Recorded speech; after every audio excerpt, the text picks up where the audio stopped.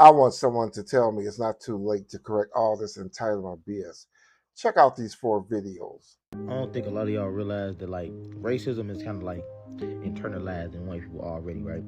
Whether or not they grow up believing in nothing, basically, white people are raised to believe a certain way of thinking when it comes to black people. Not like they're believed to hate black people, but like if they grow up and a lot of their life is like not surrounded around being around people like that, but they like adjacent to people like that, and they see that their family doesn't necessarily interact with those type of people or give those type of people the same type of respect that they would give motherfuckers that look like them.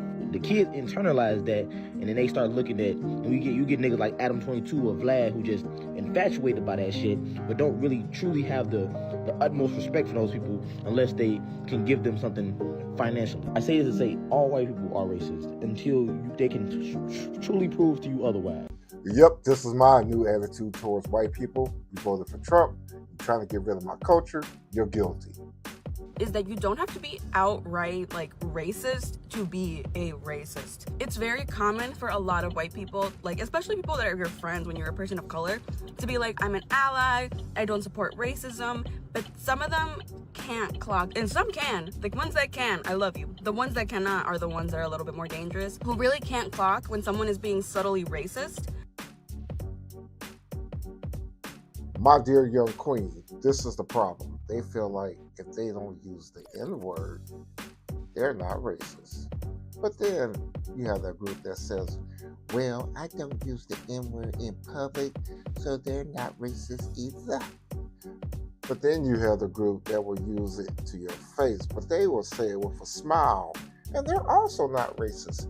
So what have we learned today? This is reason 10,000 why racism is rooted in jealousy. Tell me why I received this message of a white man saying, well, you look like you've dated black men, and if you have, none of us want you. Why would it matter to them unless black men made them feel insecure? There is something about black men sleeping with white women who they view as their possessions that really gets them feeling angry, like they aren't good enough. You'll see comments like, I bet she takes black dick or whatever. And it's fucking weird and genuinely unsettling how much they talk about black men. If they weren't insecure, if they didn't feel jealous, then why would they talk about it? They wouldn't. Genuinely so embarrassing on their end. I have come to the conclusion that white men are the perfect Republicans.